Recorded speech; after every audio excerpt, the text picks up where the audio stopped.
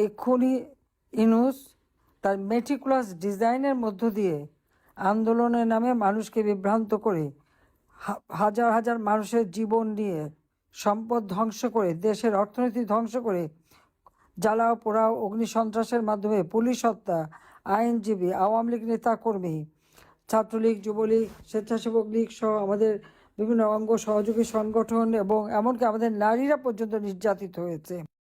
আজকে আমাদের হাজার হাজার নেতাকর্মী কারাগারে বন্দী, এবং শুধু বন্দী না, আজকে একটা জিনিস নিশ্চয়ই দেখেছেন, এখানে কোনো বিচার নাই, আইনের শাসন নাই।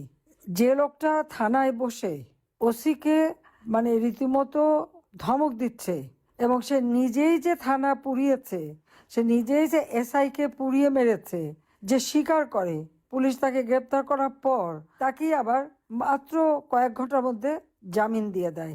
থানা পোড়ানো, পুলিশ হত্যা করা, আওয়ামী লীগ নেতাকর্মী হত্যা করা, জাতীয় সম্পদ আগুন দিয়ে পুড়িয়ে দেওয়া, থানা পুড়িয়ে দেওয়া, এরা হচ্ছে ডক্টর মোহাম্মদ ইউনূসের জুলাই হিরো। ধ্বংসাত্মক কাজ যারা করতে পারে তারাই হিরো। আর আওয়ামী লীগের অপরাধটা কি? আওয়ামী লীগ ক্ষমতায় থেকে বাংলাদেশকে আর্থসামাজিকভাবে উন্নতি করেছে, উন্নয়নশীল দেশের মর্যাদায় উন্নীত করে দিয়েছে, প্রত্যেকটা ঘরে ঘরে বিদ্যুৎ পৌঁছে দিয়েছে, প্রতিটি মানুষের অন্ন, বস্ত্র, বাসস্থান, চিকিৎসা, শিক্ষার ব্যবস্থা করে মানুষকে মর্যাদা দিয়েছে। সারা বিশ্বের কাছে বাংলাদেশ উন্নয়নের রোল মডেল হিসেবে স্বীকৃতি পেয়েছিল। আর সেই বাংলাদেশকে আজকে অর্থনৈতিকভাবে ধ্বংস করেছে। সামাজিক নিরাপত্তা বলে কিছু নেই, মানুষের জীবনের কোনো নিরাপত্তা নেই। একের পর বাংলাদেশের কৃষক, শ্রমিক, ছাত্র, জনতা, খেটে খাওয়া মানুষ, দিনমজুর, রিক্সাওয়ালা, ভ্যানওয়ালা, কেউ বাদ নাই। সবার উপর অত্যাচার, জুলুম, চাঁদাবাজি, মাস্তানি চলছে। লক্ষ লক্ষ আওয়ামী লীগ নেতা কর্মীর উপরে মামলা দিয়ে ঘর ছাড়া করে দিয়েছে। সেই আবু সাইদ, মুগ্ধ থেকে শুরু করে যতগুলি হত্যাকাণ্ড ঘটেছে, এবং সেই সাথে আমাদের আওয়ামী লীগেরও বহু নেতাকর্মী, ছাত্র নেতা, এদেরকে যারা হত্যা করেছে, ছাত্রলীগের কর্মীদের হত্যা করেছে, সেই হত্যাকারী, খুনি, এদেরকে আজকে প্রতিষ্ঠিত করেছে। আর তারা আজকে হিরো হয়ে গেছে।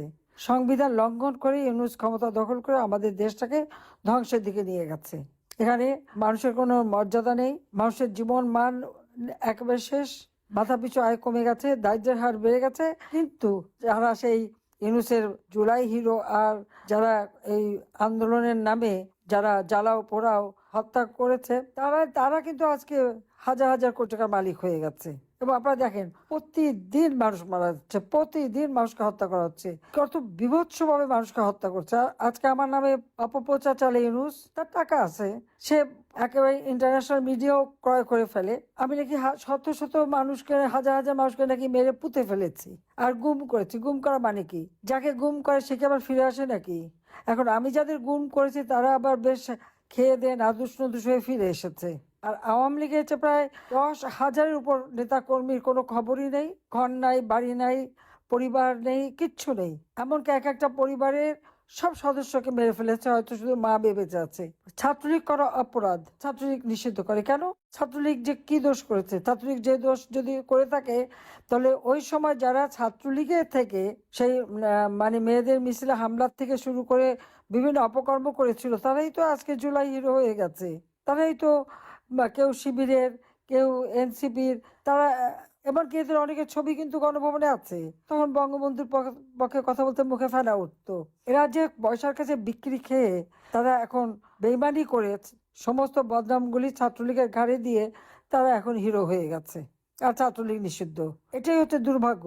তাদের এক নেতা, আমাদের ইউনূস সাহেবের একজন হিরোইন, তিনি গেলেন চাঁদা উঠাতে, চাঁদাবাজি করতে যে ধরা খেলো, তাকে কোর্টে প্লেস করা হলো, অ্যারেস্ট করা হলো, রিমান্ডে দেওয়া হলো। রিমান্ড শেষ হওয়ার আগে সে জামিন পেয়ে গেল। তো যারা প্রকাশ্যে স্বীকার করে থানা আগুন দিয়ে পুড়িয়েছে, থানা পুলিশকে পুড়িয়ে মেরেছে, চাঁদাবাজি করে যাচ্ছে, হত্যাকাণ্ড ঘটিয়েছে, তারা সবাই দায় মুক্তি পেয়ে যাচ্ছে, কিন্তু মামলাগুলি যাচ্ছে সব আওয়ামী লীগ নেতা কর্মীদের বিরুদ্ধে।